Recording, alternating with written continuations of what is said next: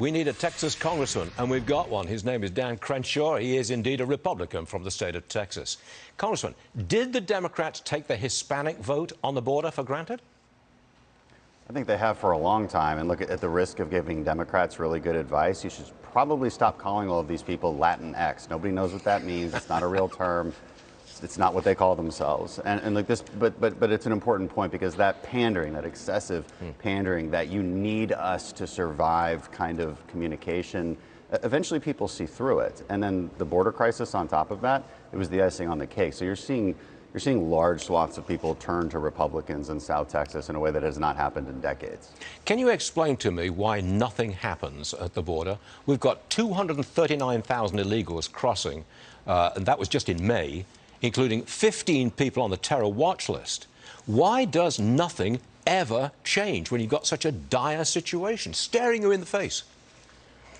The simple answer is because Democrats don't want it to change, right? They first of all, they don't have a philosophical opposition to open borders, fundamentally. I think they can make electoral gains with more illegal immigrants in the country. I don't think they're right about that, but that's what they think. And look, they just don't care. This isn't even a money problem, a spending problem. It's a policy problem. It's an enforcement problem. And Congress needs to do its part and get some very strict changes done to especially our asylum laws, so that these aren't abused consistently. I'm working on legislation right now that does exactly that. It's things like saying you can't claim asylum unless you go to a port of entry. Or we need to put claims officers in other countries so you can make that claim there instead of coming over our border to supposedly make the claim.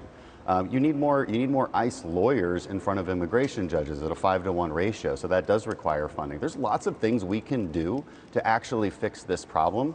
The Democrats do not want to fix it, so we've got to win in November and force it through into the appropriations process. You can't make any changes unless and until you win, the Republicans retake the House and hopefully the Senate in November. You can't do a thing until that happens. Meanwhile, in the 5 months, you're probably going to have at least 500,000 more illegals in the country. Am I right? You are right. And what we can do up until then is keep pressuring the Democrats, at least threaten them to the extent that we can, use the appropriations process to the extent that we can to force some kind of negotiation. I don't know why Democrats don't want to fix this problem. It would help them electorally in November if they would do two things, right? Make our energy cheaper, produce more, and fix the border. This really isn't that complicated. That's what the American people want.